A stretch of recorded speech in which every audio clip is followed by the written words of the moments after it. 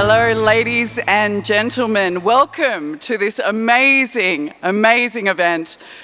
The beautiful, congenial, historic, and now wonderfully restored and modernised Princess Theatre for a dialogue on no less a subject than how to fix democracy, ?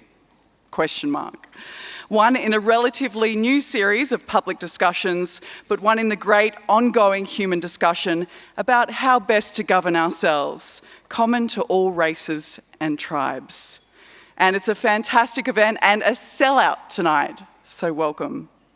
The Princess in Woolloongabba is Queensland's oldest standing theatre, Brisbane's newest home for live music and performing arts, and as of now, public discussions.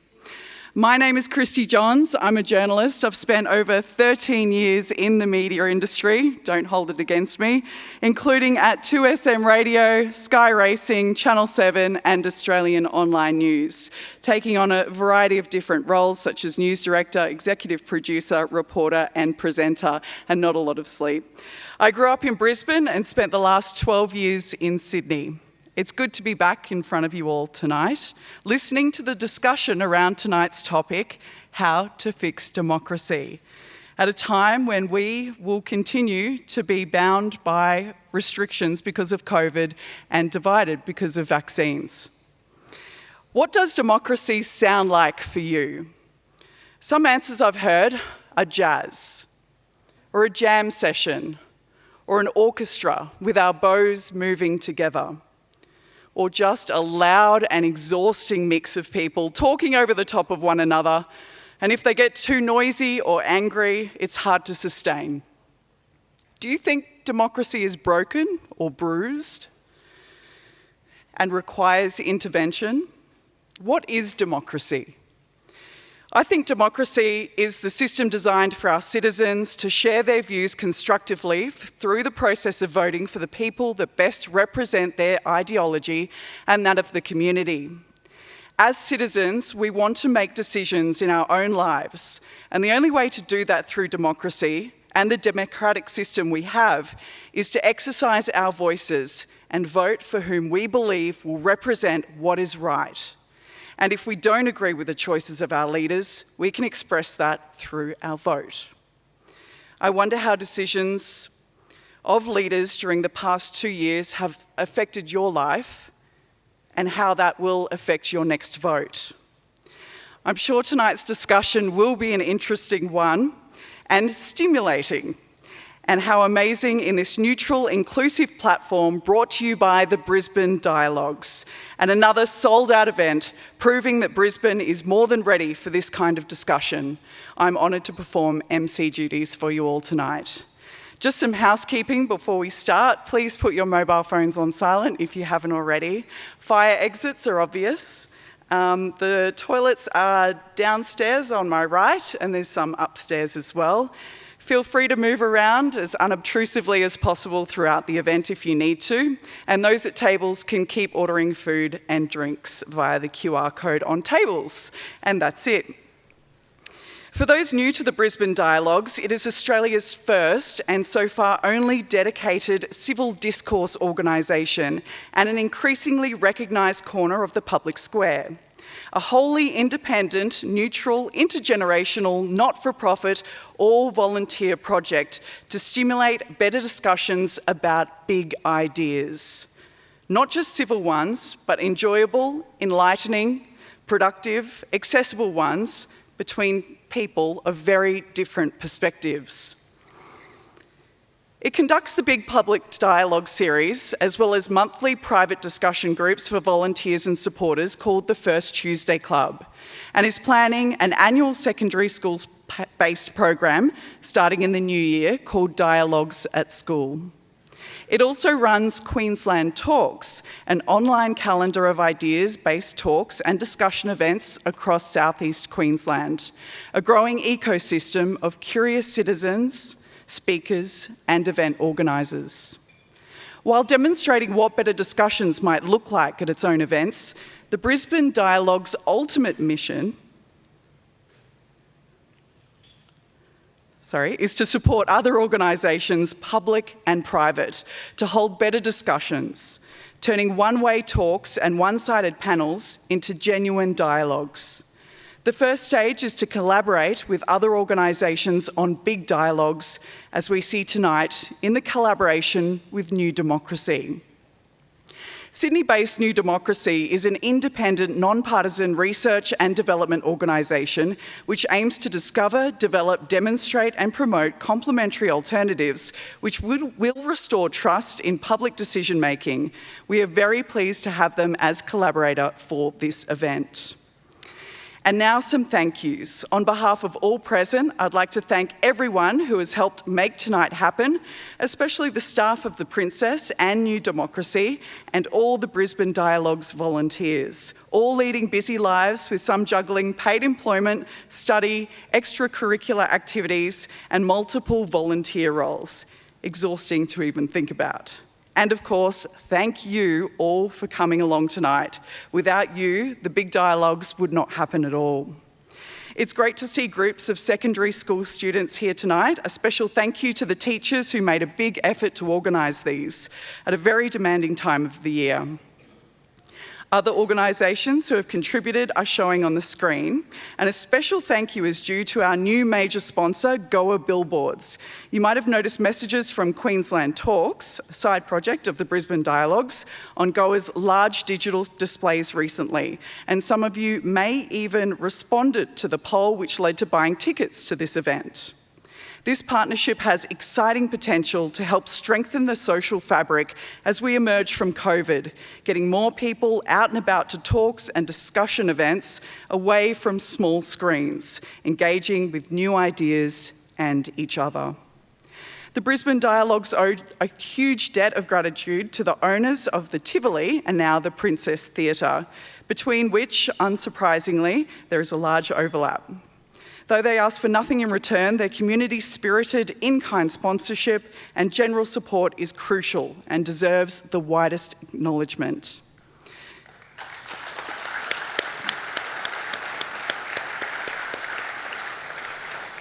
And the most tangible acknowledgement is, of course, to book your next private celebration, major public event, or anything in between in one of the many wonderful spaces across the two venues, from small and intimate to large and spectacular. At all its public events, the Brisbane Dialogues acknowledges the traditional custodians of the land we are gathered on behalf of all present, by making meaningful reference to one or more elements of the rich tradition of dialogue in Indigenous culture. This is particularly poignant in this iconic colonial cultural building in an area still known by its Indigenous name, Woolloongabba. The first principle of Indigenous dialogue is to meet in a space conducive for discussion, traditionally around a campfire or under a tree. The space we enjoy tonight might be very different, but it is definitely conducive and congenial. But it seems there is an even more specific and relevant aspect. I am reliably informed that there were special neutral safe places for discussions or negotiations between Aboriginal nations or tribes, often not part of any particular group's country, not just neutral territory, but safe and sacred places in a rich, multi-layered cultural and political context in which deep mutual respect was shown in spite of differences. There is a very close analogy with what the Brisbane Dialogues is all about, coming at it from another cultural tradition represented by the classical architectural origins of the Princess. The essence of the Brisbane Dialogues is sometimes described as getting the tribes talking. There is a lot of direct inspiration and encouragement to be drawn from the Indigenous precedent. It is intriguing that one of the possible Indigenous meanings of Woolloongabba is fight, talk, place, suggesting that it might have been one of those special safe places where people came to talk to avoid fighting. Alternatively, it might have been a place for fighting talk. Either way, it is a resonant reminder of what the Brisbane Dialogues is about and fundamentally why we are here tonight. And so, to tonight's discussion. It has a rule. The Brisbane Rule was created at the launch of the Brisbane Dialogues and is just a starting point, not just civil but enjoyable and enlightening discussions. All participants agree to listen carefully, speak respectfully, and concentrate on the content of discussions, not on the characters, before, during, and afterwards, online as well as offline. And another reason to be on our best behaviour tonight is that the dialogue is scheduled for broadcasting on the ABC Radio National's Big Ideas show in the new year. Some of you have emailed questions for the speakers already. The moderator will invite live contributors from the audience later in the evening via roving mics. Please ask concise questions unless asked by the moderator to make a comment. And SMS anything you like to the number on the big screen. Questions, comments, feedback, suggestions concentrating on content, not characters again, of course. These will be digested and responded to after the event.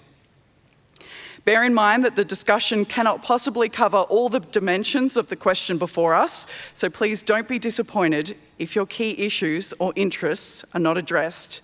Tonight is just a small part of the ongoing discussion. Now, before introducing the speakers, we're going to play a video recorded for the occasion by former Deputy Prime Minister, the Honourable John Anderson. I think the Brisbane Dialogues are fantastic. And I'm a profound believer in democratic freedoms and in the proper functioning of democracy. I think we face real challenges. The reality is that democracies are more likely to fail because of a loss of confidence and faith in the cultural underpinnings of democracy than they are to be overtaken by hostile or more powerful military forces, for example. And I see just 3 or 4 areas that deeply concern me that I think we ought to be focused on. The first is the perniciousness of what we now call cancel culture. The idea that our forebears would have burnt one another at the stake for daring to differ, what a patronising attitude towards another human being. You should die because your opinions are not appropriate. Well, I say exactly the same of cancel culture. Who in their right minds thinks they have the right to silence someone else because they have a different view, with all of the terrible impact that that has in our society, not only on individuals, but on the quality of public debate.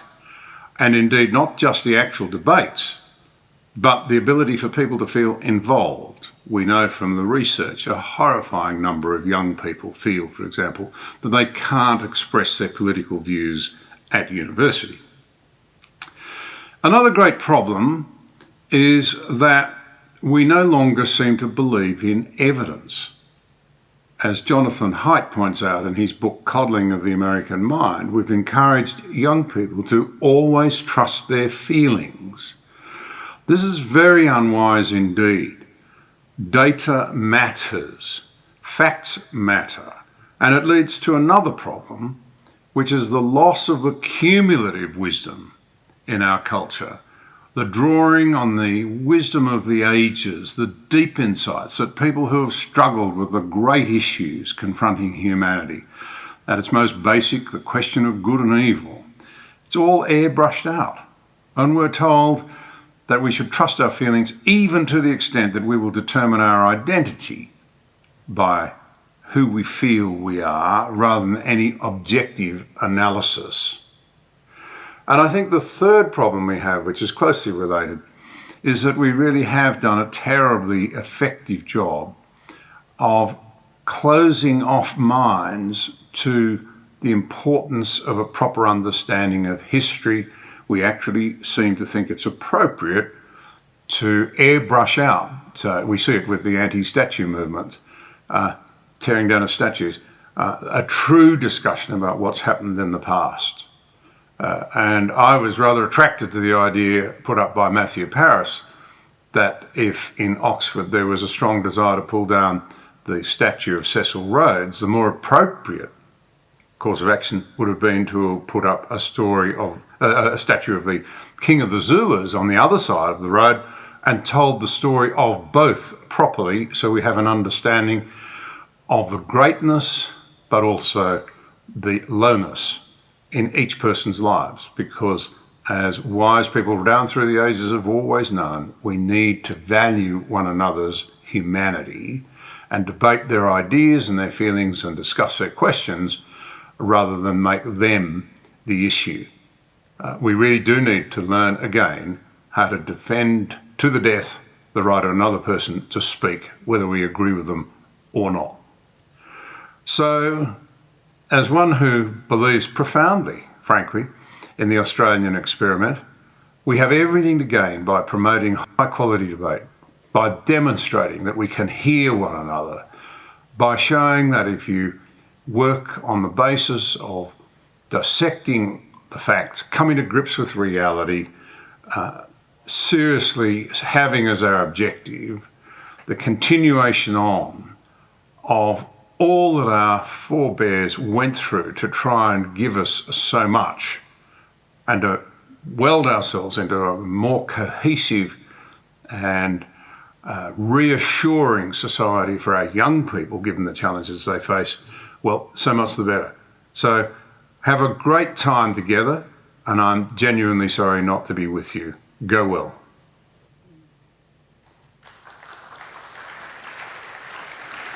A great start to the discussion there by the Honourable John Anderson.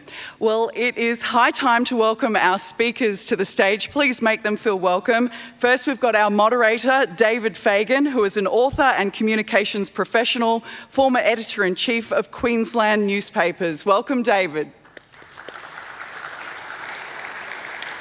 And now our panellists. We have AJ Brown. He is a Professor of Public Policy and Law in the School of Government and International Relations at Griffith University and a board member of Transparency International. Welcome, AJ.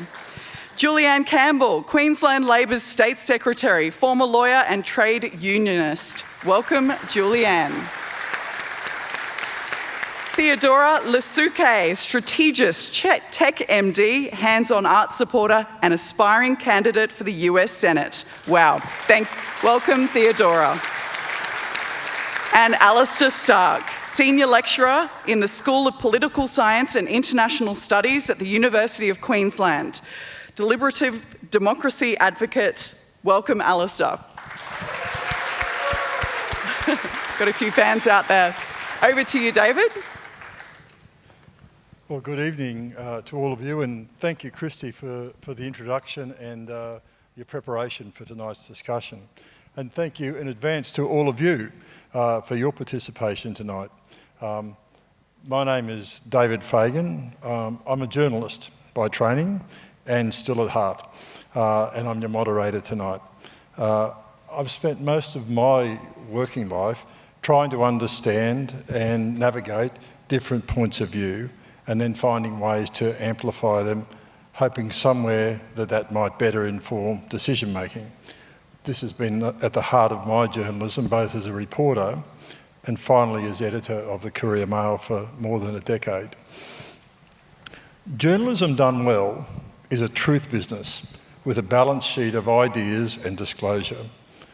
This has been my professional approach and remains so in my post-media life, where I've written books on digital disruption, the decline of trust, and on one of our most established governmental institutions, which is the role of the Office of the Governor in modern Queensland.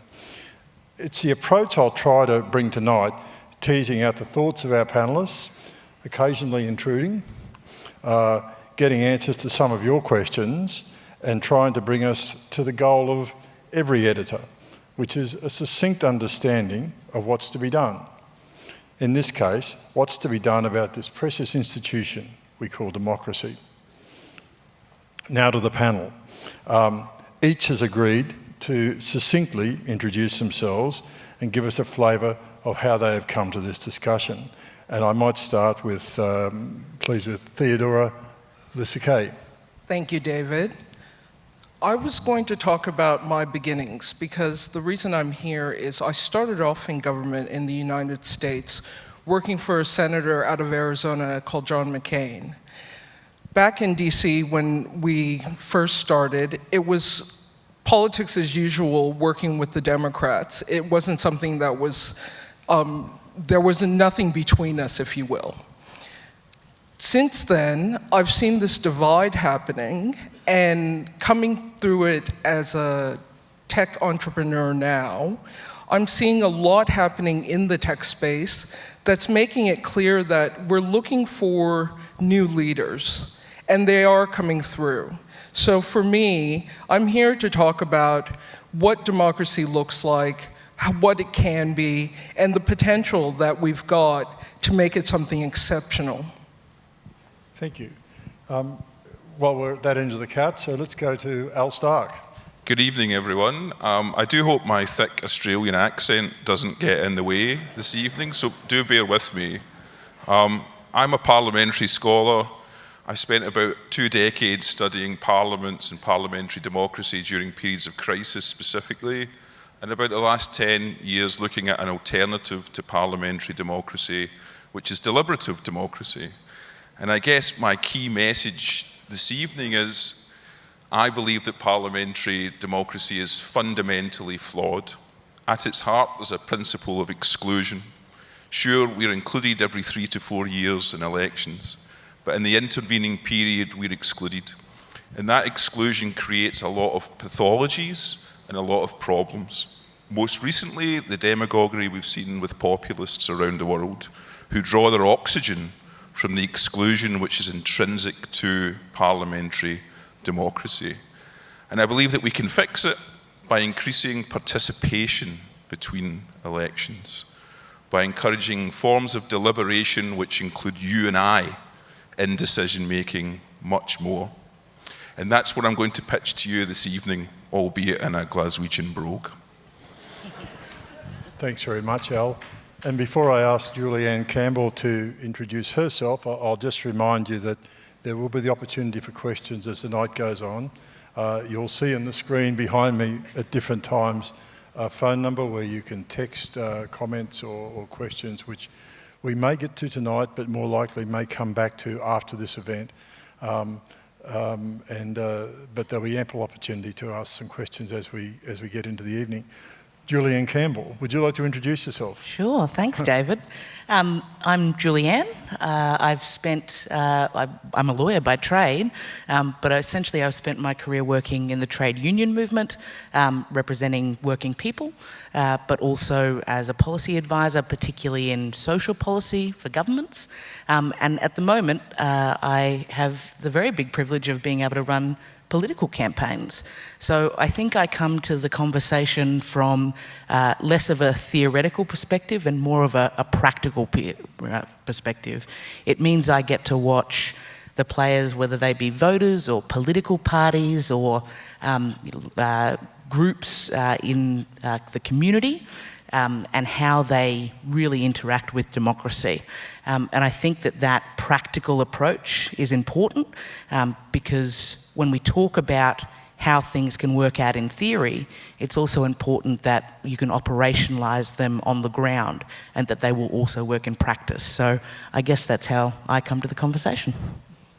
Thank you very much. And finally, on my right, AJ Brown. Thanks, David, and it's great to be here with everybody. And as you've seen on the screen, I'm an academic in public policy and law at Griffith. But I guess also coming back to the activist or practitioner side of things, I spent a lot of my time as a board member of Transparency International, which is the global anti-corruption NGO, both globally and here in Australia. And I guess when I come to this debate, looking back over my practical experience of having worked in government at federal and state level before I was an academic, and even before that being an environmental activist, so an NGO activist, I suppose I look back and what I find difficult to figure out is whether we need to be approaching democracy radically or conservatively at the moment. I think back to the first of the 5 times I got arrested as an environmental activist once upon a time. I don't think John Anderson would have approved. And some of me says, we need to be talking about radical development in the way that our political systems work. And then part of me actually says, this is probably the lawyer part of me, says, actually one of our biggest problems is taking for granted some of the fundamental things that are really well institutionalised that we're losing. And that's the conservative side of me that says that we really just have to protect some of those really old things that we take for granted. So I guess tonight I'm hoping we might get into a bit of the radical and a bit of the conservative. Well, because the proposition we've been asked to deal with is how to fix democracy. And don't put the microphone down, AJ, I'll come to you first. But I'd like to just go to each of our panel and ask the question, how broken is this system? What are we trying to fix? And I think the answer to that really depends very largely on whether you're talking about democracy in Australia, which is a very privileged country, with a very privileged political history for most people, or democracy as a worldwide phenomenon. And I would say that for democracy as a worldwide phenomenon, it's a much more difficult question to answer. That it sort of presumes that, to say that democracy is broken presumes that it was ever functioning well in the first place. And for most countries in the world, if they're on a democratic road, they're still on that road. They've never fallen from grace. If they're trying to get somewhere, potentially, that they've never been. For Australia, I think it's quite different, because I think, even though I don't think our democracy's ever been perfect in Australia by any means, and we're still on that road as well, I would say that what many of us are concerned about is that standards in public life have their highs and lows, and we're very much worried about standards in public life having taken a sort of successive series of really big hits, and that's so there's a quality of our way of governing which is sort of under attack or been eroding. But I don't think that necessarily means that it's all democracy's fault. I think there's two things going on here, and the question is really whether we can continue to build a system of democracy which will compensate for that erosion of public life. Thank you. Julian. No, thanks. And look, I agree with AJ in terms of we do have something a bit special here, right? Like the fact that we are in this room with a diversity of opinions from different people, and we're able to talk about it freely is something special. And so I think in Australia we start off from a democratic perspective a little bit ahead of the game.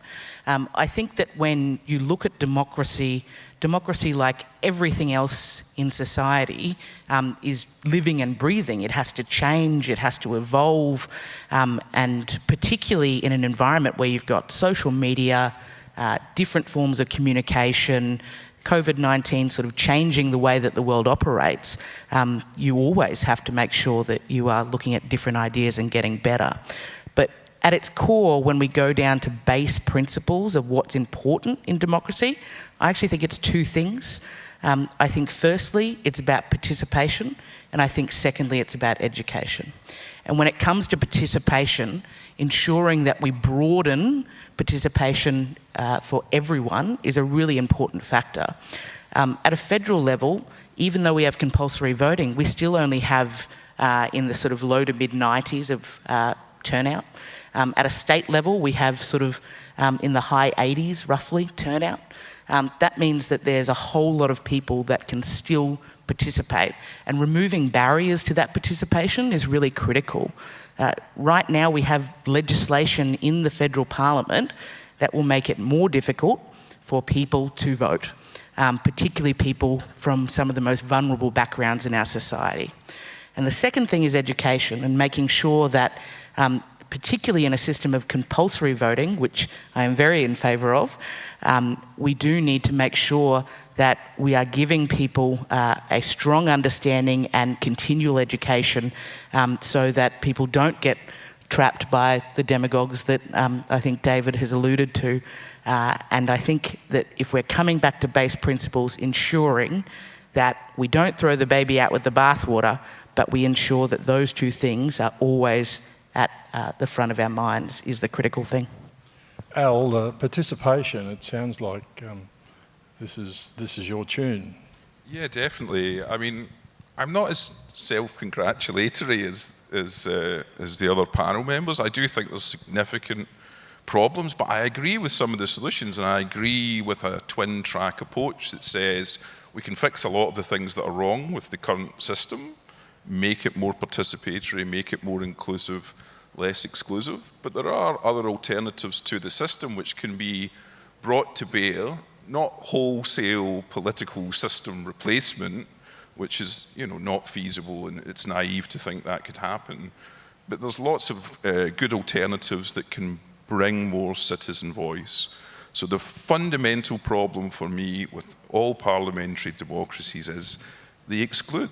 They do exclude. And we can say parties exist to create participation, but we know they're on the decline in terms of membership. We see youth apathy with traditional systems rocketing, while at the same time interest in political issues and mobilization outside of those institutions is really strong.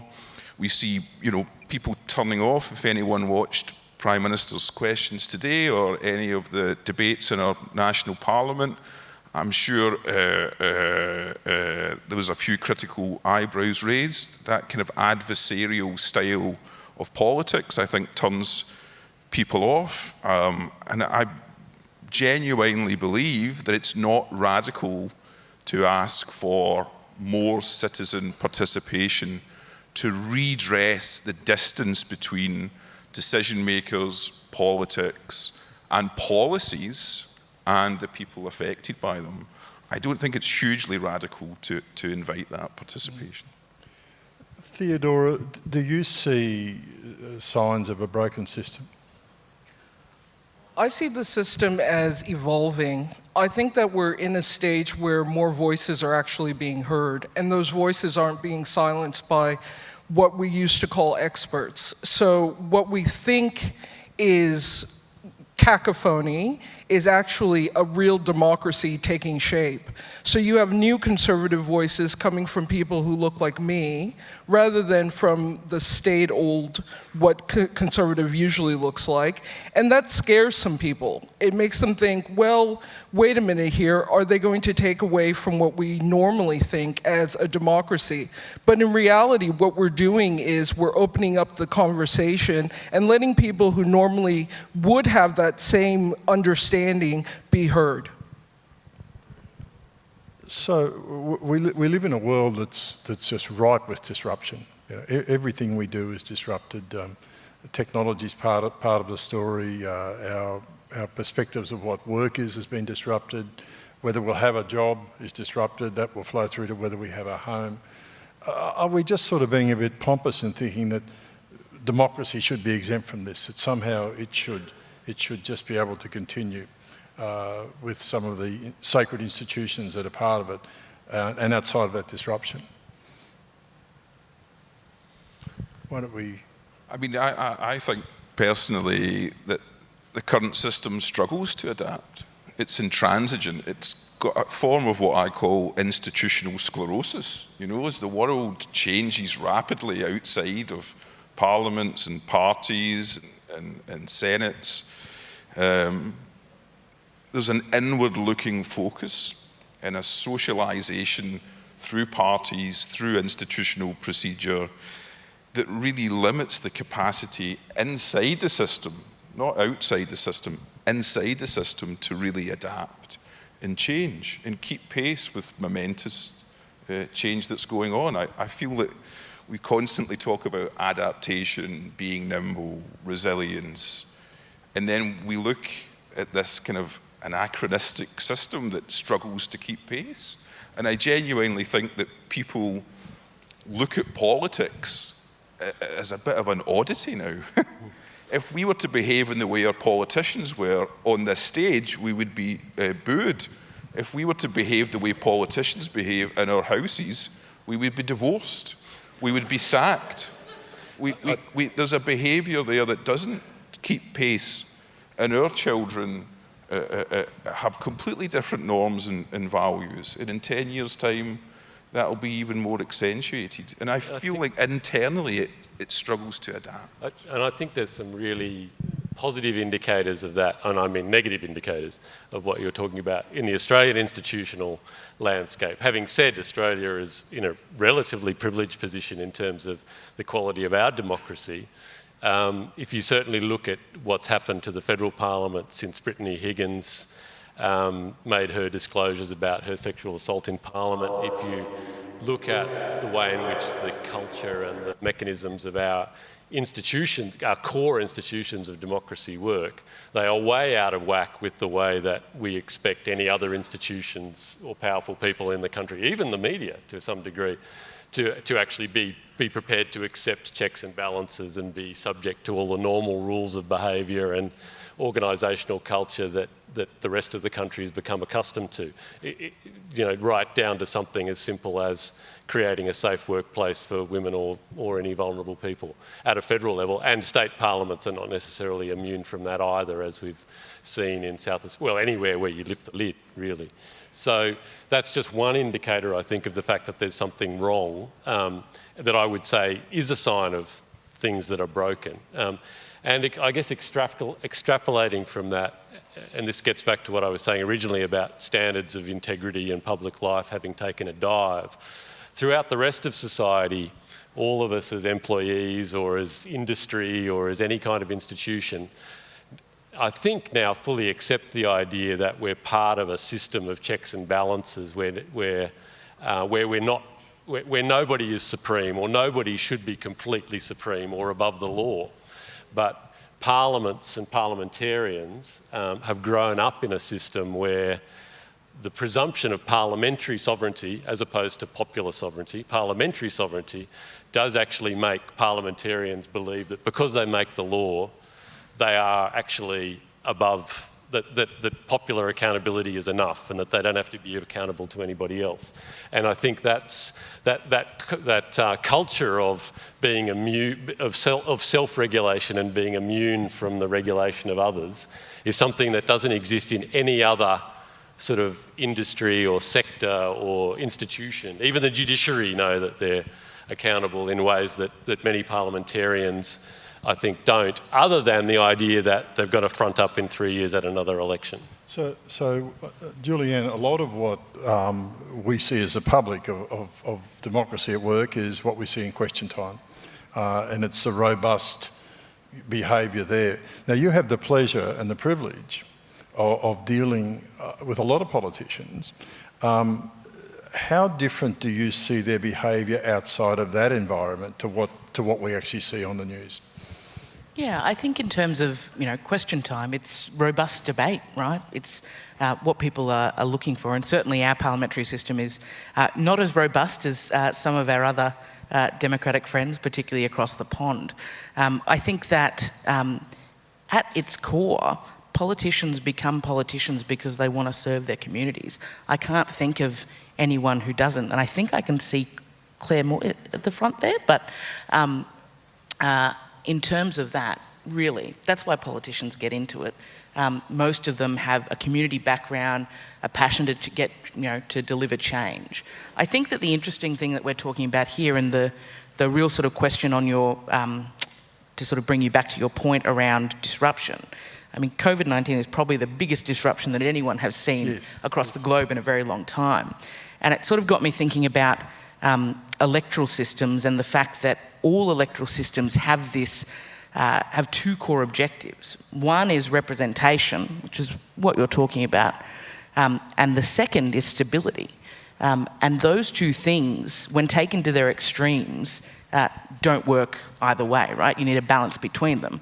At its extreme, stability could mean someone sitting in the same position for 100 years for their entire life and just controlling everything. That wouldn't work. At its extreme, representation results in every single person voting on every single thing all the time. That'd be chaos. And so really, democracies seek that balance between those two things, and political parties play a role in the stability aspect, but you need to have the balance between them to make it actually work properly in practice. I think we're focusing on the theatre of democracy. Democracy is in itself contest of ideas. And within those contests of ideas, there are winners and there are losers, and there are ideas that come forward and those that die. And if you look at some of the younger generations, especially in the tech sector, they're working on the ideas and they're working on what's actually happening around climate change, around mining, around things that actually concern us. I don't see them worried so much about the influx of hatred that comes through at question time. That's not what they're looking at. They're actually looking at, what is this world going to look like in the next century? How are we going to leave it? And what does that look like? And this is where conservatism is starting to get a new momentum, because it's not so much coming through anymore as, well, you know, it's, how do you say that? It's not about people's lifestyles anymore. It's about, how do we manage a government? How do we make things work? How do we actually ensure that people are taken care of, but people actually contribute? These are the kind of questions that we seem to keep getting around ourselves, and those are the kind of deals that we're starting to understand need to be addressed. So is what you're describing a situation where people are saying, look, all of that theatre and all of that stuff that governments do isn't actually relevant to my life. It's not going to solve my problems. We just need to do more ourselves. They know it's theatre. The younger generation that I interact with, most of the millennials that work with me, they're very much aware that that is the sizzle, where's the steak? And the steak is what we're talking about. It's what needs to be dealt with, needs to be looked at. And that steak means that there are more people involved in the conversation. So the people that used to be involved in the conversation, the people that used to make the decisions, are now being challenged. And we're seeing that more and more. And because we're seeing it at such a grand scale, it seems that something's actually wrong. But in reality, it's an evolution that's taking place. So are the current institutions just outdated? They're designed for a 19th century world, but aren't working anymore? I'd sort of like to take that question and put it to Julianne about political parties, really, because especially off the back of what Theodora just said. I mean, political parties once were the vehicle of mass participation. You know, it's certainly in Australia, certainly, you know, there's the Labor Party's history, and other parties as well, you know, sometimes in reaction to that. But for some decades now, it's almost like they've been the gatekeepers of the theatre, if you like. You know, you engage in political parties in order to get your ticket to be part of the cast, rather than the political party being a mobiliser and a vehicle for the sort of participation that I think you kicked off the discussion.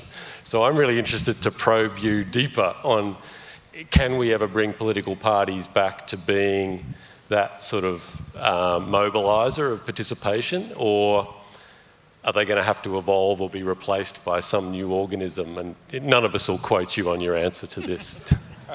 No. Oh, sorry. Too late. No, I think it's a good question, because I think that political parties are, in and of themselves, from and by a democratic structure, right?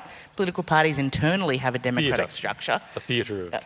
No, genuinely have a democratic structure inside, and, you know, if anyone would like to join, we always, you know, want more people in our political parties so that they do give broader representation. If you can avoid the branch stacking or the... Well, I think that in Victoria, not in Queensland, in Victoria. Sorry, David. I think that what they do is they bring together, you know, thousands of ordinary people who actually believe in an ideology and want an ideology that's close to them and want to be able to participate. So I think that most ordinary branch members are people who really want to participate in the debate. I saw some in the audience as I came in. And what political parties do is they offer, you know, vision and values to be able to get people to the ideology that matches theirs best, and to be able to offer a representative democracy that means you get maximum participation, but also political parties that really mediate between a complex society as well. Like, that's sort of, you know, the reality. I think in terms of linking your question to David's, the real challenge with the big challenges to institutions is that the person who did that most readily and most recently was Donald Trump, when he said that, the election is rigged, when he said that everything's broken. I think that we need to be very cautious about making sure that we don't throw the baby out with the bathwater when it comes to democracy and its base principles and get taken in by people who are essentially trying to undermine systems to their own individual advantage as well. Al, what do you think of the role of political parties in the system? I don't want to bag them too much because you've taken enough flack already. I think the constituency services that members of Parliament bring to bear are fantastic. Having watched MPs operate at that constituency level, it's a massive benefit to democracy. Why is that? Because it's a participatory transmission belt between the people and the Parliament, right? But there's not enough of that. There's just not enough of that participatory process. So when it comes to parties, yes, we have the adversarial showboating, and that misses the point. Yes, they provide some degree of stability in terms of the business of government and a form of collective organisation within a parliament. I don't quite buy the stability argument. In 2011, the UK had a referendum on a voting system. We have a first-past-the-post voting system, which is just god-awful. You can regularly return a political party who has less votes than another one into power through first-past-the-post. And the argument made against it, which was successful, was it's stable. You know what you're getting. P.S. It's really crap, but you know what you're getting. It's a stable, terrible outcome, right? So that stability argument I don't always like. Russia's very stable with electoral outcomes, right? In the context of democracy, it's pretty predictable.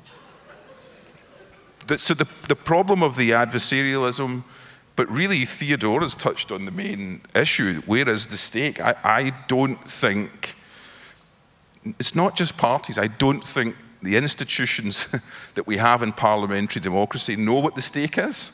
I don't think they know what it is. I think you can look at what we call in academia, but it's not practice, it's theoretical, we call wicked policy problems. Long-term, intractable problems that have existed for decades, which haven't been addressed through the current system. That's not a party problem, that's a wider institutional problem. Those issues remain today as they did when I was born and grew up in, the time of Margaret Thatcher. It's more than a party problem. We have to look at parliaments. Parliament's not just parliamentary question time, it's the main decision-making forum in a parliamentary democracy. And it's typically emasculated. It's really difficult to hold an executive to account through a parliamentary process. We have to look at how we include people through legislative processes, whether committees function properly, whether the Speaker has the capacity to stop the Punch and Judy pantomime. We have to look at that as an institution, and we also have to look at the media. When was the last time you read a story about political success? Politician does something wonderful for constituent. Anyone ever read that headline? No one's read that headline. It's the media are hypocritical because they feed off the Punch and Judy pantomime, and then they run editorials criticizing that very thing. So we have this self-perpetuating problem of distance being created across parties, Parliament, and the media. So there's lots of institutions that need to self-reflect. Well, there's a few things to come back to there, and I think we will end up back at the media because AJ is going to ask me questions. I was about to ask. But I'd like to come to the issue which I hear most often when I talk to politicians, and I've been talking to politicians for 40 years, and they say it's really hard to do things now because of social media. It's all changed. Everything's that 24-hour news cycle, social media, things are distorted. Theodora, you're a technologist. So what's your view on this? What are we afraid of with the technology? How can it be our friend? Yeah, I'm not sure what we're afraid of. Facebook has 2 billion users. They're bigger than GM, which is an auto company in the US that makes actual cars. And their market capitalization is one of the biggest in the world. If we're afraid of Facebook, we're in trouble, because these are where the conversations are now taking place. And there are people who actually understand how to use technology. I think this is something that we haven't learned yet. It's not something that we learned at school, where we didn't learn how to watch TV, we didn't learn how to listen to radio, we didn't learn how to use social media. And because of that, it's kind of gotten away from us. And in that getting away from us, we've kind of either turned it off and said it's not for us, or we've learned how to utilize it, where you have 2 to 3 million followers and you're making money and you're living your best life online. And all of that is the reality that is coming through, is that there is a new way to have a conversation, and a lot of people don't understand how it works. Let's just pass that one around. Again, Julian. I think social media at its best is a new tool to be able to communicate between people, to allow people to have debate, to allow elected representatives to genuinely have discussion, and for the media to be involved as well. I think at its worst, it's an echo chamber which reinforces individuals' views over and over again and creates that polarisation. So I think social media has both this awesome opportunity in terms of that evolving democracy we talk about, but also this potential for failing that we need to work through as well. And I think that those are the two sides of the coin. But we're all online, so we need to make it work. I think we're in a system now where we're trying to pretend that social media is everything. We use our emails, we use our WhatsApp, we use our texts, we use our phones. It's not just social media, it's an online digital world that we're living in. We are past the industrial age, we are in the digital age, and it means that we need to be able to have those conversations in the digital age.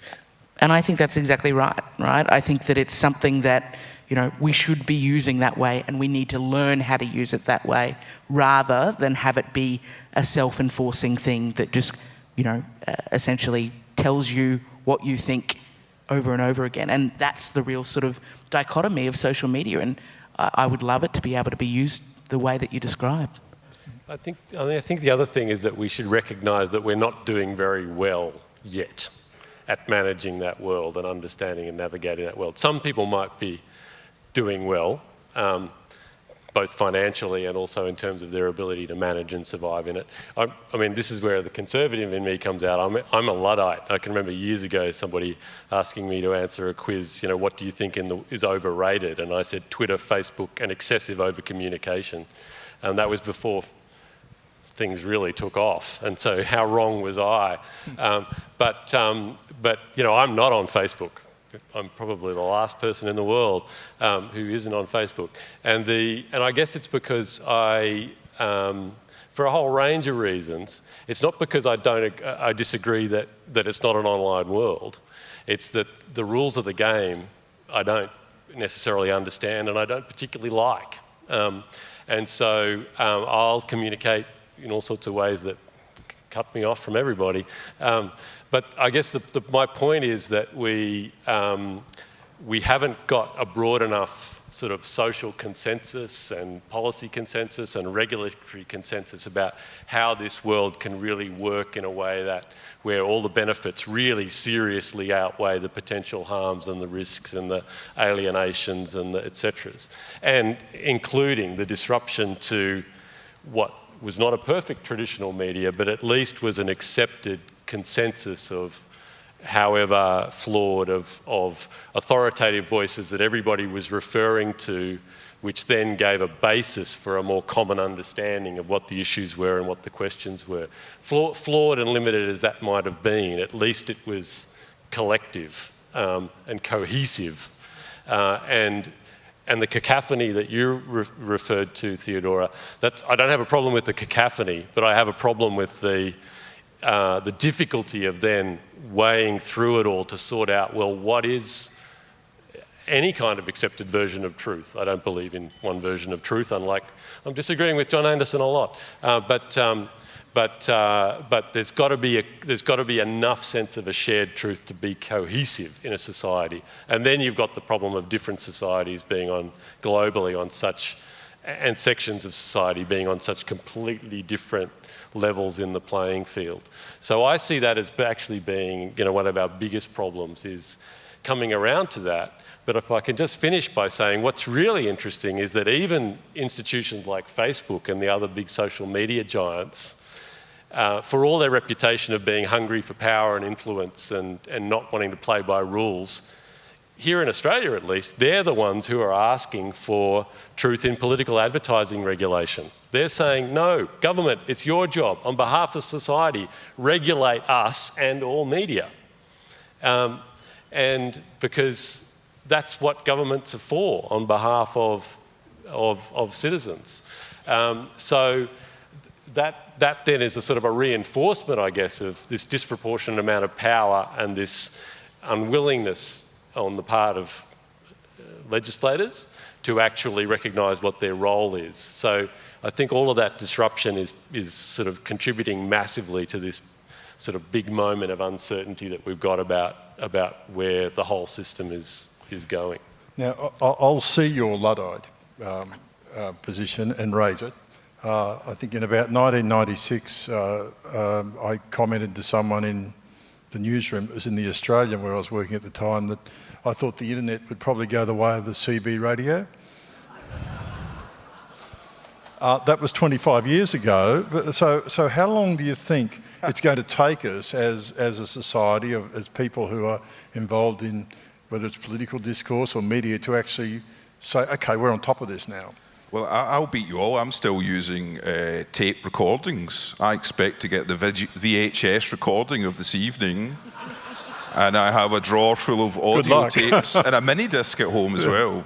Maybe we could mini disc it. Sorry.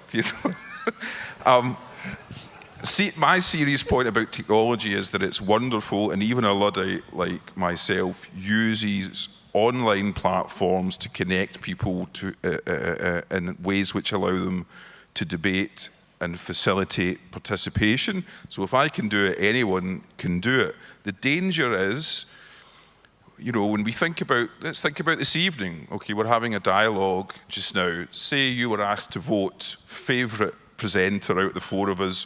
We put a paragraph down, you walk in and go, Glaswegian, no. Right? One click and you voted. You've made a decision on me, and then we have a dialogue and you go, oh, actually Glaswegian's quite nice. He seems to say some sensible things.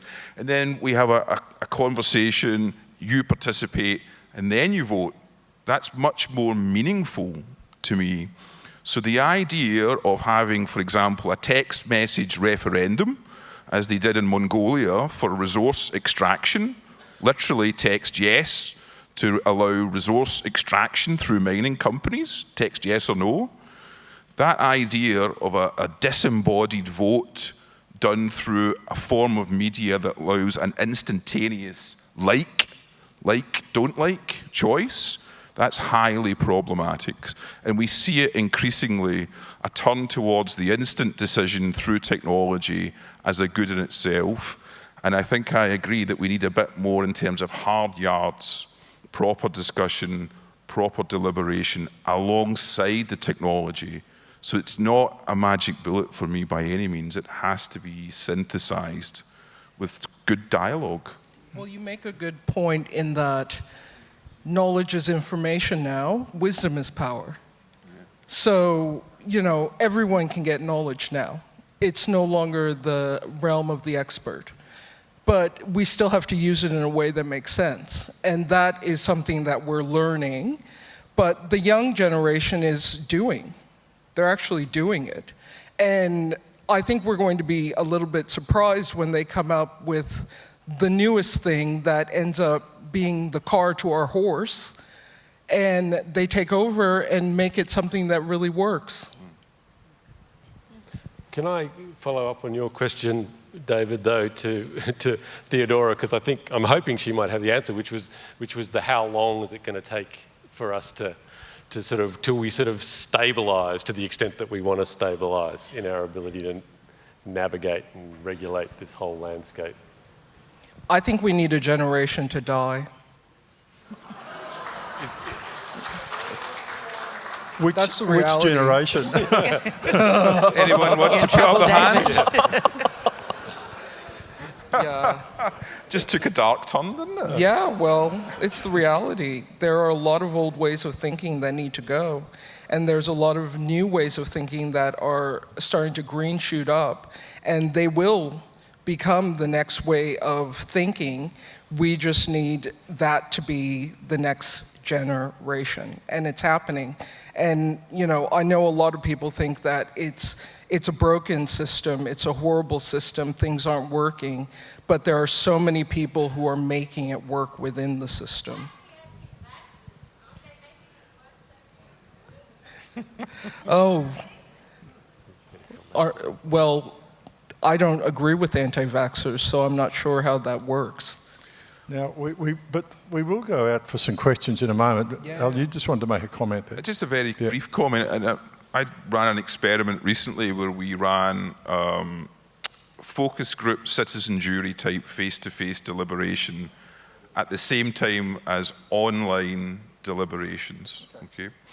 So what was remarkable about those two modes of discussion and decision was the similarity, both in the content and the decisions that were taken between face-to-face and online technology-driven. So there is hope. I don't necessarily think that there's a problem going full technology. It just has to be done right. It has to be done. It's the instantaneous decision that's really problematic. Well, and at its core, we're actually talking about it as a medium rather than the message itself, right? The challenge to social media is that instantaneousness that you talk about makes the medium more challenging to have an in-depth dialogue first up. What are the ways that we break that down, and what are the ways that we make it happen? I think that, David's initial point when you're talking about politicians is really the fact that a media grab or a media bite, which is what people see on the televisions at night, has gone from being, 15 seconds down to 3 in the last sort of 30 years. And has a life of an hour. Yeah, that's right. Yeah. That's right. Yeah. And so it's the same issue that we're talking about here.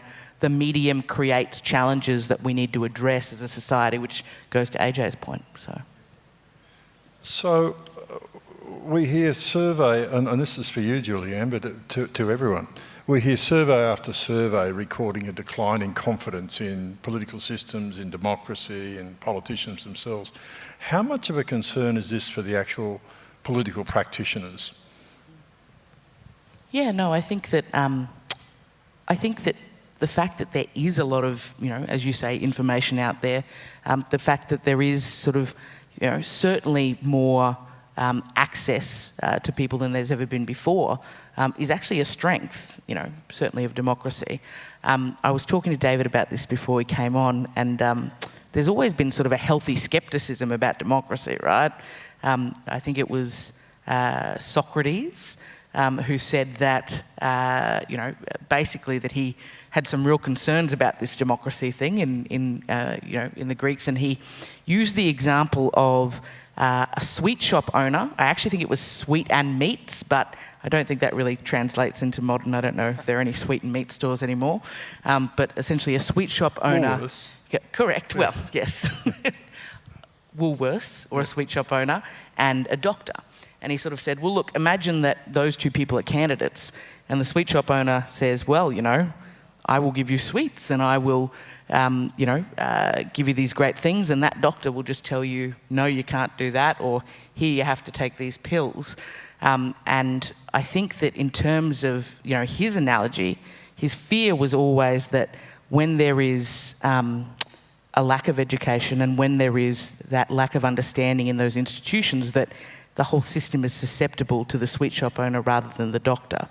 And I think that's an interesting thing in the context of what's happening today, when you see the likes of, the Clive Palmers and the Trumps and the Pauline Hansons.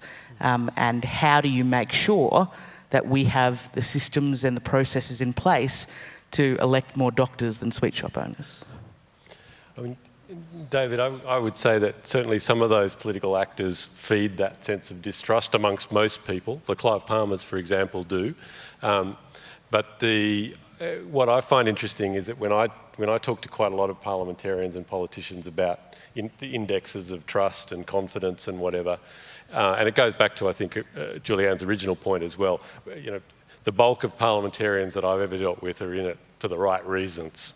They're just caught up very often in a bit of a flawed system that doesn't let them do as much of the good as they would like to be able to do. But what I find really interesting, for example, is that I often have people say to me, okay, Australia has slipped about 10% in the last decade on Transparency International's Corruption Perceptions Index, as on many other indicators of people's trust and confidence in democracy, and that's true, it has. And then I have people say to me, but so if we do this reform, if we introduce a National Integrity Commission, will trust go back up again?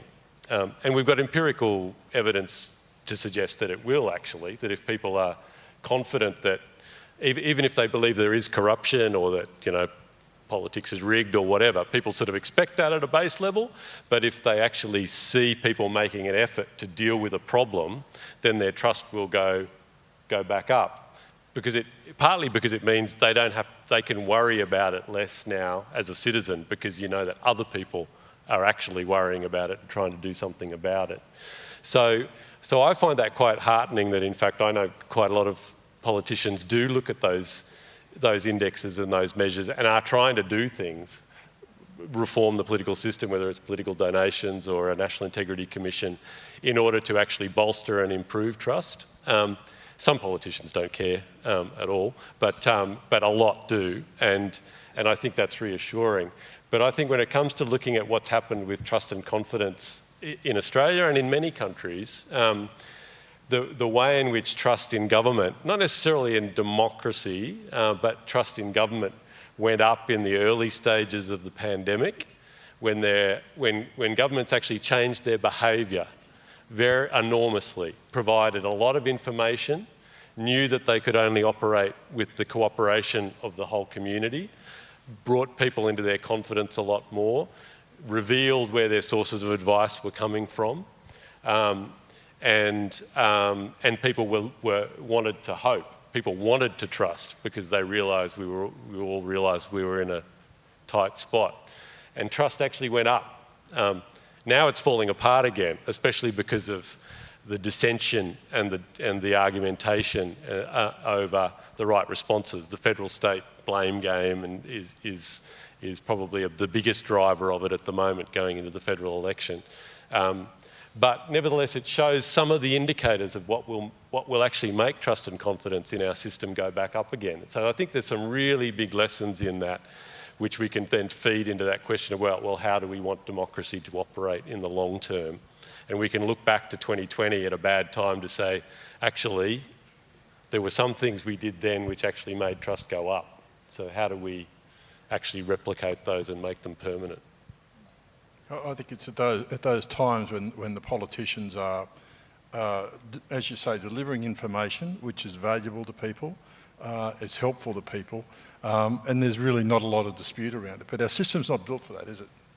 I recall after the 2011 floods, I think Labor was in a lot of trouble in Queensland, and Anna Bligh's ratings went like that because she was standing in front of a camera every day just saying what was happening, telling people what they wanted to know. But the appetite for that just doesn't seem to be there, does it? No, I mean, it's a very sort of commonly held thing that, the electorate wants to know what you're doing for me right now, not just what have you done for me lately, which is what used to happen previously. I think that AJ's point is exactly right. What we know is when government is important in people's lives, like during the floods, like during COVID, that we see trust in them go up, yes, but also the appetite for third parties or smaller parties, not a price that people are willing to pay. And we've seen that in the COVID elections, not just in Australia, but across the country, particularly in the kind of critical sort of middle parts of COVID as well. Now, I'd like to open up for some questions now, if I can get some indications of where there are some. And there's a microphone somewhere. I can see a questioner here. Can I see the microphone moving? It's coming forward. But before we do that, I have one question that's been emailed in, then we'll come to you, sir. And well, there's a few here, but I'll deal with this one first. And this is a very practical question, and that is, would term limits, and for argument's sake, 2 terms, benefit democracy? We have 2-term limits in the US. Does it benefit democracy? Well, you have 2-term limits for the president. Yes. Yes. Here we are. How much worse would it be without that? Ask FDR. Yeah, I don't think it has any bearing on the problems that we face. I think they're deeper. Going back to the earlier point, I wrote my PhD on parliaments during crisis. There's no doubt that parliamentary democracy creates stability and legitimacy, and in severe, significant moments, it's a foundation which is helpful and beneficial. But we can't measure the quality of a democracy in highly abnormal periods. It's the bits in between, the housing crisis, the social inequality, the lack of voice. It's those moments of crisis are abnormal. The climate crisis springs to mind. Climate crisis as well is an everyday crisis. It's not, this is what we're living with. And so we get those punctuated forms of equilibrium, but it's the moments in between the crisis. Now we have a question down here. Sir, if I could ask you to identify yourself, and just as a COVID precaution, the microphones are being held tonight. Sorry about that, but and if someone else has a question, if you could put your hands up, we can sort of move around there while we're going through this. My name's David McAvoy, and I've enjoyed tonight's discussion about the functioning of democracy in Australia, which is probably, if not the best, one of the best working democracies in the world. I had hoped we might look at the principal democracy across our world, where from South Africa to the Sudan, to Europe, exemplified France, the strike capital of the world, the rightist countries of South America where democracy fails again and again, to the United States where democracy has failed and that a large section of the population failed to accept the results of the election and stormed the Capitol through some representatives. So to me it seems that democracy doesn't work in a lot of the world when a majority or a large minority of the population fail to accept the outcome of the election, the decisions made by the government and its enactment. And they show that by rioting, killing the opposition, or just perpetually challenging the institutions that they attempt to live by. Would you like to address democracy in areas outside Australia? Yeah, well, look, I'll kick that off. I'm sure everybody's got a view, but like I said right back at the beginning, it depends on where you're talking about and whether you're taking that global sweep. And certainly, putting my Transparency International hat on, this is a really, really good question. The only thing that I can really be optimistic about is the fact that at the same time as we've sort of moved through the whole sort of post-colonial era, if you like, or post-European colonial era, what we've got happening around the world is a lot of fake democracies. A lot of people are still pretending, at least trying to pretend that they're running democracies, even if in fact it's electoral authoritarianism or it's a fake democracy or whatever. That's the only thing that gives me hope, that people have shifted. A lot of authoritarian regimes have shifted to at least pretending to be democratic. So there must be some value in at least appearing to be democratic.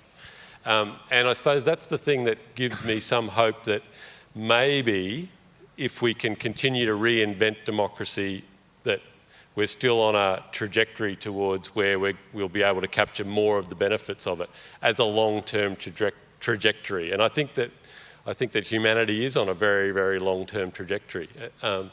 And so that doesn't give you much hope, but I think, and I think it recognises what you're describing. It's not just democracy; it's a whole lot of things. Civic space, the recognition of the value of the rule of law and having an independent judiciary. These things are actually very often interrelated, but they're also sort of standalone indicators. And there's a lot of those indicators are going backwards faster than they're going forwards at a global level. So I think it's going to be really interesting to watch Joe Biden's Democracy Summit in 2 or 3 weeks' time and try and gauge sort of the reality of the temperature of what people are saying versus just the rhetoric of what people are saying. But I think it's important not to give up hope because of the fact that if people are still pretending that they want to be democracies, there's still got to be value in the concept. Otherwise, they wouldn't even bother pretending. Does anyone else want to? Oh, I was just going to say, I think that there's a lot of different things happening across the world at the moment. You've got what AJ's talking about in terms of, the sort of authoritarian and the totalitarian governments who pretend. You've also got, the polarisation of democracies happening in the States. You've got, other places where there are still new democracies, like in Taiwan, where, you might see brawls on the floor of Parliament, but they don't fall into, that category that you're talking about. And it's a really interesting thing because I think people see that on television, they think, oh goodness, that must be, that looks like chaos.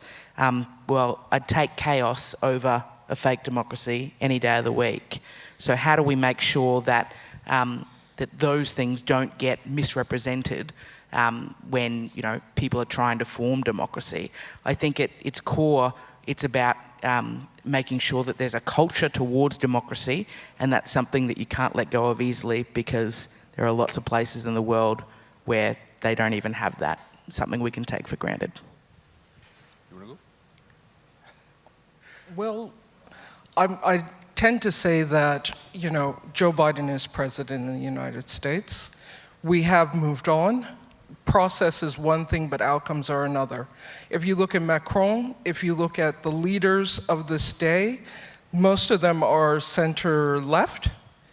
And we've basically gone through what it is to look at what we want in our leaders and rejected it. So when you say that half the population of the United States decided that Trump still should be in power, Trump isn't in power. And he's not coming back to power, even though he thinks he is. So these are the sorts of things where people can decide, they can storm a Capitol, they can insist, like they did during the southern states, that they're right, but at the end of the day, Lincoln won.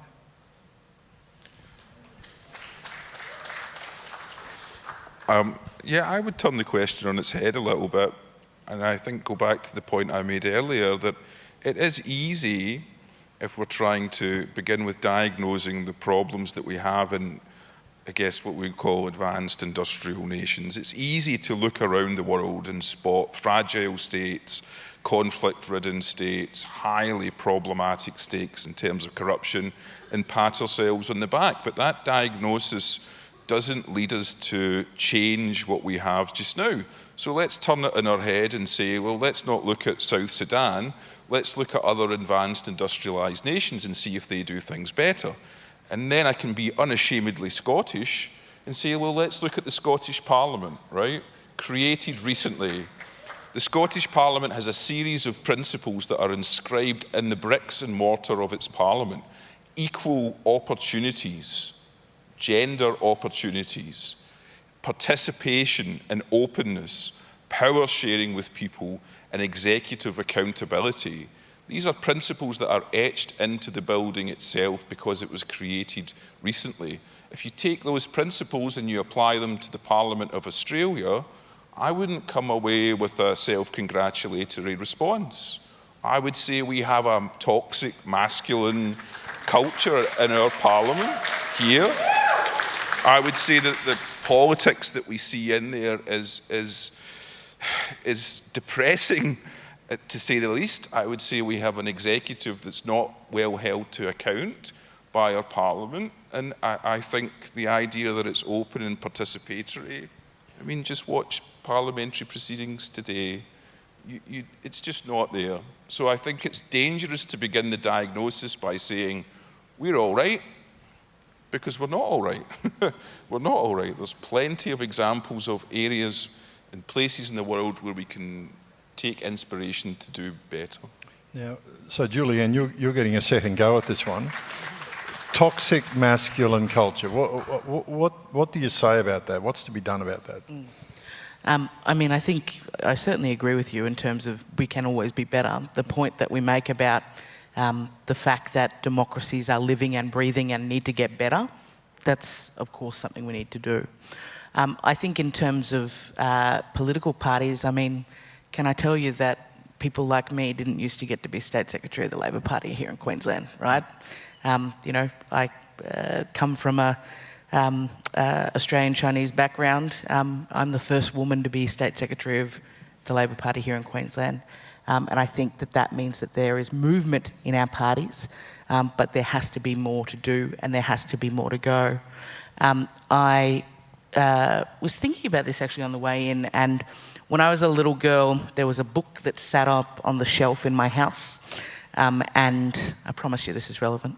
There was a book that sat on the shelf at my house, and it was a red book and I wasn't allowed to touch it. And as I got older, I found out what the title was. The title was The Promotional Aspirations of Women in the Education Department of Queensland from 1980-something to 1980-something. Anyway, this is obviously a critical book. It was my mother's thesis. And her core hypothesis was that they had a whole bunch of, that essentially there was a massive disparity between women and men in terms of promotions, even though most of the teachers were women, but all the principals were blokes. And her core hypothesis was essentially that even though they had a lot of theory and a lot of goodwill and a lot of programs, they never had the teeth to do or create actual change in that space. And I think when it comes to getting more women involved, getting more diversity, there needs to be teeth applied to theory. It's one of the reasons why I was very lucky, along with a number of other women in my party, to move that there be affirmative action rules changed to give it teeth, so that we now have representation in our party of over 40% of women, and the Palaszczuk government has had a 50% cabinet of women. We need to do it with teeth and we need to do it strongly, and it's not enough just to talk about it. Now, we have a question here. So in relation to your question, if you grab me afterwards, I'll point you to a very interesting article on which is a very optimistic view about where democracy is in the rest of the world. But we have a question over here. Hello, I'm Karen Feely. I was curious at the research that shows that there's a lot of young people who are averse to democracy. Do we understand why, and are they suggesting an alternative? I don't think there's a lot of young people adverse to democracy. I think there's a lot of young people who are adverse and turned off by the key institutions of democracy. I think that's a fundamental distinction that we have to make. I think AG touched upon it a little bit earlier. All of the survey data that we have about legitimacy, trust, support, which has run for decades now, it shows the distinction between questions about democracy. No one is really surveyed and asked, do you like democracy? And they say no. Everyone likes democracy. Most people will say yes to parliamentary democracy. you know, democracy is a lovely word. I'm actually a believer in parliamentary democracy and the principles of parliamentary democracy. The problem is the actual functioning. And it's when you ask questions about institutions in particular. Okay, so you support democracy.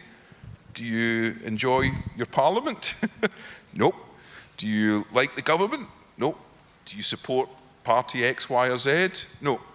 It's the institutional functioning that turns off people and generates the apathy. It's not democracy, and it's not parliamentary democracy. If we could just do what it says on the tin, we wouldn't be having this conversation. There's a pretty famous constitutional theorist called Marshall, Geoffrey Marshall. He was at Oxford and then Cornell. He talked about the morality of constitutions and talked about the distance and morality. And we create constitutions and we create democratic systems with a morality imbued in them, and then there's a massive distance between that morality and the actual functioning. And sometimes there has to be, because you need effectiveness, you need policy, things have to move. But when the morality and the distance between its original intentions and its actual functioning grows too great, we all switch off. So we've come here tonight to talk about how to fix democracy. And I'd just like to switch gears on this issue a little bit now, and just look at where can we find some points of agreement among the panel and some genuine issues which we say could be improved, which may achieve a better democracy. On my notes on the way through, I've written some words like engagement, education. What else? Where can we find some common ground here? Is there common ground between your idea of mass participation, Al, and just better use of digital media, for instance? Yeah, I mean, I think we all agree that participation and more engagement is the way forward. We might disagree on the route to get there, but I think fundamentally we need more participation. I'm a believer in deliberative democracy. Deliberative democracy is a model of decision-making that takes representative samples of citizens. It brings them into a space, typically with experts, decision-makers, sometimes using technology, and through a process of dialogue, discussion that reflects certain principles of inclusion, respect, etc., a decision's taken which is typically consensual. And then that decision's communicated to government to implement. So, you know, there's a lot of different mechanisms, from citizens' juries to participatory budgeting, deliberative opinion polls, which can put us in the driving seat in terms of decision making. Now, we can't have that on a wholesale basis, right? It's not going to replace parliamentary democracy, but we can have a little bit more of that. And it's not impossible. We have a jury system in place, for example, where people step up every day, they're civic-minded people, they listen to evidence and they make decisions. I've been involved in moments of deliberation with citizens that have produced outstanding outcomes in terms of reports and ideas for policies. Can you so just, it can be done. Just tell us about one of those, perhaps.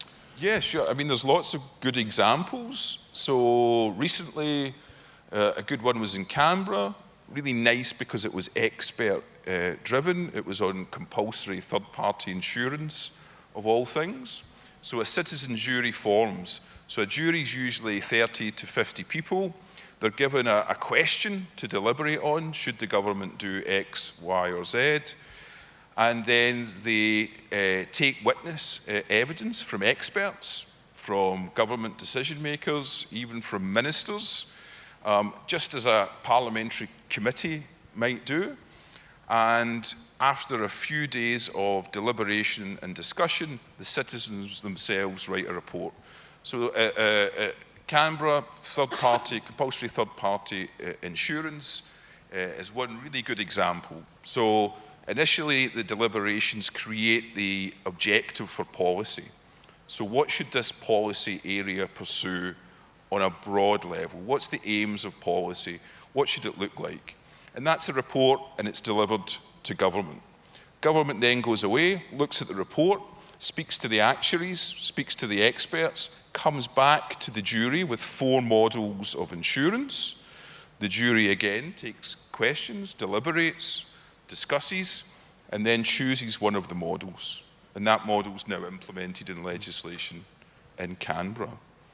So this is seen as radical to some people, but as someone who's been in the room and facilitated these discussions, chaired these discussions, acted as an expert within them, I've been inspired by the way people can come together and make truly... Pardon? I think you rock. Oh, in a mildly boring, nerdy way, perhaps. I've been inspired by seeing people come together to do this and to change. And what we see is amazing internal effects as people become citizens, make good decisions. The problem is, more often than not, these types of mechanisms, once they deliver the report, they're ignored by government. That's the big issue. I mean, I think what's really interesting about what Al's describing there, and I mean, I would agree that there's an enormous amount of potential for true grassroots democracy and participation, and deliberative democracy models provide one really good structured way of doing that. And you're absolutely right to refer to one of our most democratic institutions that sort of predates democracy, which is juries in the legal system. And the idea that you actually delegate to 12 or 14 citizens the right to make that decision, I think is a really important thing to remember. But I think where the challenge comes in, and this is where I'm going to forge a point of agreement with Julianne, I think, is that it's more and more difficult in this day and age to reconstruct anything like that kind of grassroots participation just due to the sheer weight of numbers. And the question is whether technology can help make up for this. But one of the reasons why democracy and why parties and everything works so much, or representative democracy works so badly compared to how well it might have worked even a generation or two ago, is just weight of numbers. Once upon a time, it was really easy for politicians to know lots of people in their electorate, and for everybody in the electorate to be able to get ready access to their politician. It's much, much harder now. And if you apply that on a world scale and you think of, well, how is democracy going to work in China as a stable system, even if it's deliberative or whatever, you know, that's where we've got this huge challenge about how do we make participation in politics work. And I guess what I would come back to is the fact that there is that whole concept of participation relies on people being willing and able and wanting to participate. And I guess one of the things that I see as being a really strong part of the answer, which gets back to Julianne's teeth, actually, not your teeth, but putting teeth behind systems is actually relying on setting up institutions that are actually explicitly empowered to do the job on behalf of the people, because the people, they should be able to see it, they should be able to participate in it, it should be transparent to them, but they actually will trust the system more if they're relying on somebody else to do that job for them, which is really where things like, you know, national integrity commissions or different regulatory bodies come into play. People trust the system because they know it's somebody else's job to look after that, which is really what teeth is all about, actually about setting up a system so that you've got the people's enforcers, if you like, actually doing the job for them. And it doesn't actually rely directly on people's participation. So Julianne, sorry, was AJ right to presume that he would forge a point of agreement with you on this? In terms of representative democracy, yes. I think that someone very wise once told me that no one is a politician until they are a politician. And I think, so what they meant by that is, let's say you're a nurse who's really engaged in, her local community, or, someone who's a childcare worker who's been working for, a local childcare, has good links into the community. The minute they run and become a politician, they are then a politician. And I don't think we actually think about that very much. So the next time they run, if they're lucky to get up, they're now a politician. And I think that what is interesting about juries more broadly is once they actually enter and cross that Rubicon, they're actually politicians. And so how do you make sure that you get the same accountability out of that participation? And also in terms of jurors, how do you make sure that you get genuine representation? I think that the challenges of jury systems have always been that, juries aren't... there are lots of people that can't participate in juries, right? It used to be all male. Yeah, correct. Yeah. They used to be all blokes. If you're a single mum working shift work, you probably can't participate in a jury. So how do you make sure, one, that it's representative, two, that it has accountability, and three, that those, participants don't essentially just become a rose by any other name? So Theodora, does technology answer that question? I didn't hear you. So I think Julianne's point was it was very difficult for some representative groups to participate in a jury of the style Al was talking about because they simply can't turn up. Can they use technology to better participate in those sorts of deliberations? I think one of the things that we need to be mindful of is that there's more equity in the system at the moment, and that equity is driving conversations that we're not used to because it's destabilizing some of the old ways of thinking. And, I want to come back to that toxic male comment. It's about equity. It's not about one side taking over the other. It's about equality. It's about getting to a point where we're having conversations and everyone who's represented is in the room so that they can actually make decisions. And I think getting that part right is where we're at right now. And that's where technology can help, is to make sure that the voices that need to be heard are listened to, and that the representation is being done within the room so that we can have the sort of discussions that lead to actual change. To me, I want the lived experience of the nurse. That's what I want, right? Because that experience is not feeding itself into decisions by representatives at the moment. So put the nurse in the room. If you're going to make decisions about nurses, let's have nurses actually having a voice. That's the first point about lived experience. I'd much rather have a representative sample of people that actually either represents a geographical area or the people affected by a policy decision than a distant parliament which doesn't resemble society in any way, making a decision for a variety of reasons which are not about those lived experiences, right? So that's the first point. I don't buy into the argument that people won't step up. There are ways to ensure that people are genuinely supported. You can support them to take time off work. You can bring them to a place and make sure that they have proper support and subsistence and accommodation. You can do all of that, and if you did it more repeatedly, you still wouldn't have the same level of expenses as you would MPs in Parliament. So I'm not buying the too hard to do argument in this regard. I think it's absolutely crucial to have lived experience. That's what we're talking about. And the decisions that are made in these juries, they are not abnormal, they're not outlandish, because they're actually made by the people who experience policy where the rubber meets the road. They're actually sensitized, quite sophisticated, but often seen as radical because they're a little bit different. And jury systems do work. And some people do step up and quite like a little break from work, So, have we got consensus on that? No. No, but I think what we do have consensus on Yeah. is that participation is key. Your point is that we might get there by different routes, but at its core, maximising participation, whether that be through jury systems, whether it be through, maximising turnout and removing barriers to participation, whether it be through ensuring, education. I think there is, or technology, I think we've got consensus. Mm-hmm. Sorry, do we have consensus?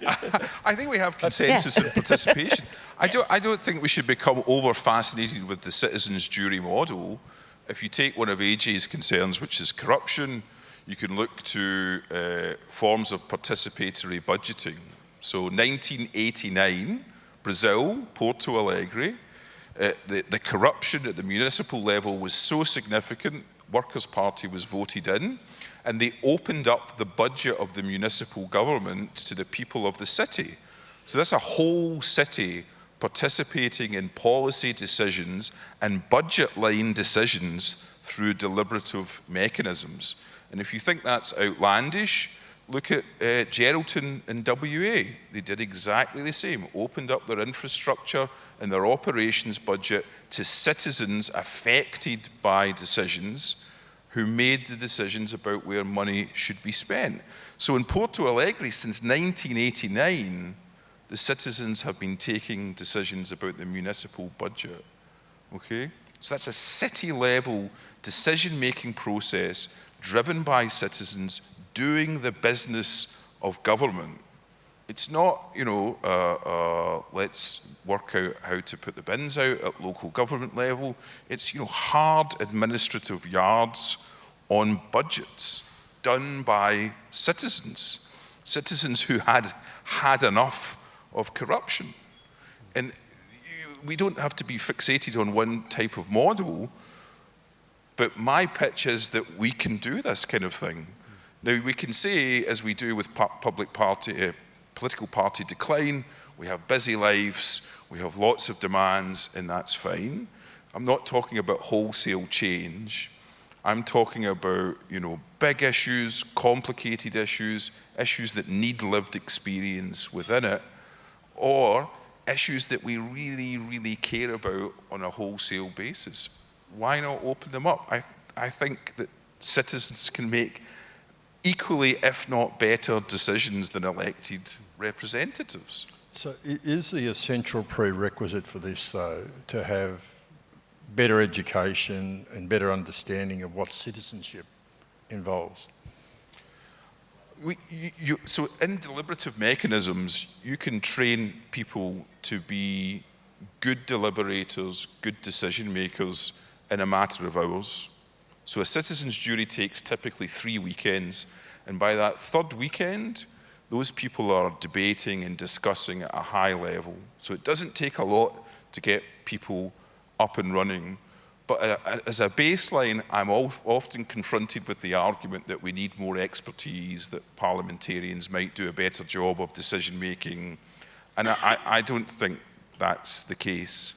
And a lived experience, someone who has lived a life in relation to an issue, is profoundly more legitimate to me than a parliamentarian. Let's not forget that our parliamentarians are whipped. In the 70s, parliamentary scholars used to talk about the party blindfold. You're elected, you put the blindfold on. I've sat in MPs' offices in the House of Commons where the bell has rung for a vote. They've started to scurry off, and I said, how are you going to vote? And they've said, I'll find out in the lobby from the whip, right? So how is that system of decision-making more legitimate than the lived experience of somebody whose life is going to be affected by that vote?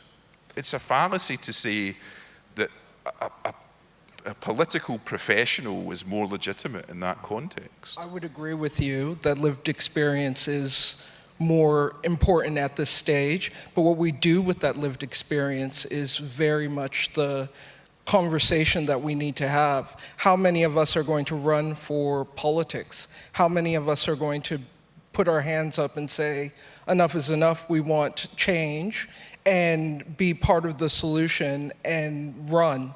And I think that's something that is still a problem, is that there are very intelligent, thoughtful, caring people in this world who are living their lives, contributing to their communities. Will they put their hands up and say that they want to be part of that process? And I guess to come back to your question, David, about citizenship, and I wouldn't disagree with anything that Al's saying, but I think it does raise that question. And I guess it would come back to I think what we've got to recognise here is that although there's the potential for all sorts of processes like that to deliver much stronger societies, better outcomes, forms of decision making, and they're underutilised, and in many ways that would be making up for our historical sort of, once what was delivered by representative democracy can now be delivered directly, so let's just do it. But I think that concept of citizenship comes back to what are people's responsibilities. And to me that comes back to the question of accountability, because basically at the end of the day, as soon as things matter, we're starting to talk about power here. And as soon as you're starting to talk about power and people being in positions of influence over decisions, even if it's a collective process that's structured, then you start to talk about people either erroneously, negligently, innocently, or deliberately abusing that power. It's the nature of power. So I guess the big, which was sort of my point about the teeth. At some point or other, you've got to structure the system so that it's not just reliant on the goodwill and the good nature of people. You've got to maximise that, liberate that, but recognise that humans are humans, and that power is power, and that power goes wrong. I think, I guess another point of commonality, that's not to say that there isn't a point of commonality there, but I think another point of commonality should be, if I can be so bold, is that we've got to construct a system that's based on, or strengthen the system, develop a system in a similar sort of sophisticated way that's based on a more intricate set of checks and balances, accountabilities that work more naturally for a functioning modern egalitarian democracy. And I think that's not easy. That's part of the debate we have about integrity institutions or the judiciary or the role of the courts and lawyers and et cetera, et cetera. And this has been part of the discussion all around the country, but particularly in this state for at least the last 40 years, hasn't it? And the systems continue to evolve. I actually got down the Fitzgerald report last week, and it has improved. It has improved, I'm pleased to say. Look, I think we're almost at our time, I just wanted to sum up on a couple of points, if I could. And we had been trying to reach some commonality, and under the broad headlines, I've written down engagement, education, participation, but also how do you modernise the structures to deal with the frustrations that ordinary people feel with the system. They sometimes, I think, look at it and see greed or corruption at its worst coming forward, and they want to feel confident that that's not taking over. So I think we sort of had agreement on all of those things. None of those go towards making a piece of legislation, but perhaps a citizen jury could help with that, Al. I think on that note, we've had a good discussion. There's an opportunity to stay afterwards and have a word with everybody.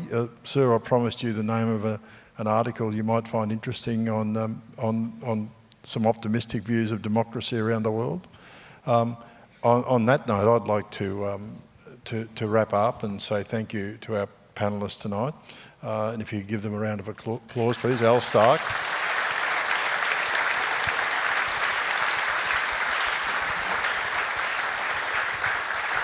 Theodora Lisakay, Julianne and AJ Brown. Thank you. Yes, thank you, ladies and gentlemen. A huge round of applause for our speakers. Thank you so much for coming here tonight and giving your time. So, did you get your answer on how to fix democracy?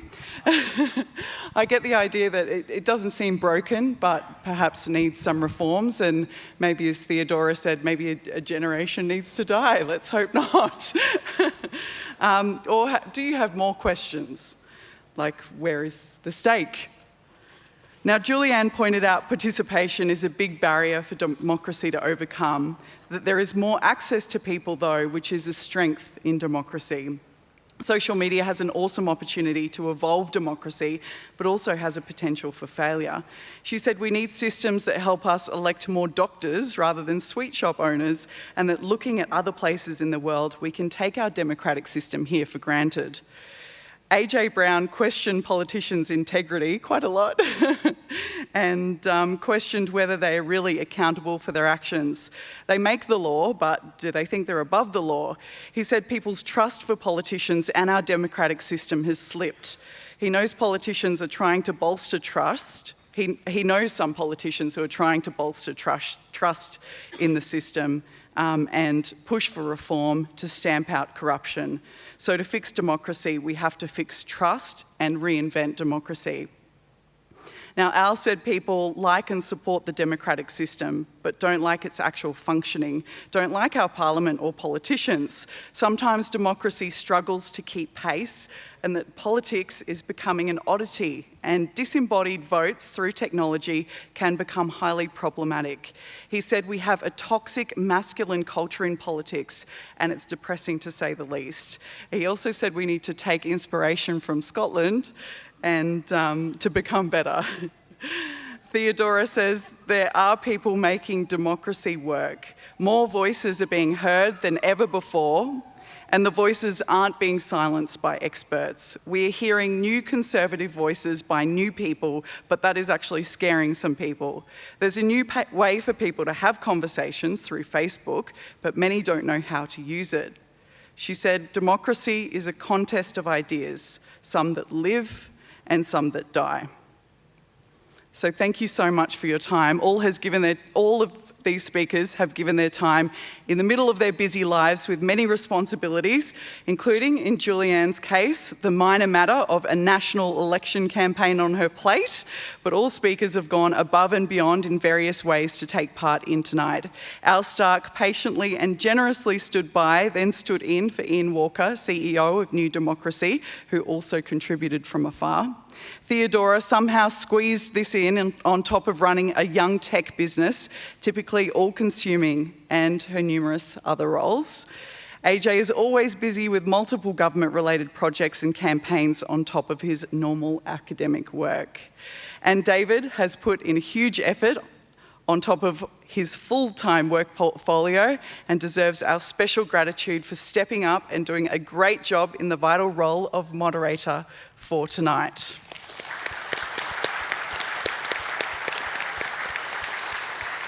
Now, small physical tokens of our appreciation will be given off stage to save time. Now is the time to show our great appreciation in the traditional, exuberant manner. Thank you again for a wonderful audience for coming. Our volunteers, princess owners and staff.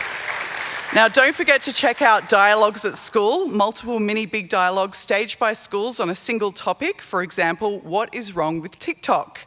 Which the big dialogues will curate and produce a video and report of the voice of youth on the topic. And also check out Queensland Talks. While you wait for the next big dialogue, find another good talk or discussion to go to at queenslandtalks.com. There's a calendar there provided as a community service by the Brisbane Dialogues to bridge the gap between what is going on around southeast Queensland and what is visible to the public. Please tell friends and family about the big dialogue. Get involved. Everyone is welcome and can do something. Volunteer, donate, partner, collaborate, introduce speakers or potential partners, and please give feedback on the forms that are on your tables or online at the QR code on them and on the big screen if that works for you. Now, you're most welcome to stay, enjoy, and carry on the discussion in good company. The bars are still open, and isn't it great that we could discuss how to fix democracy freely tonight? Thank you very much for coming.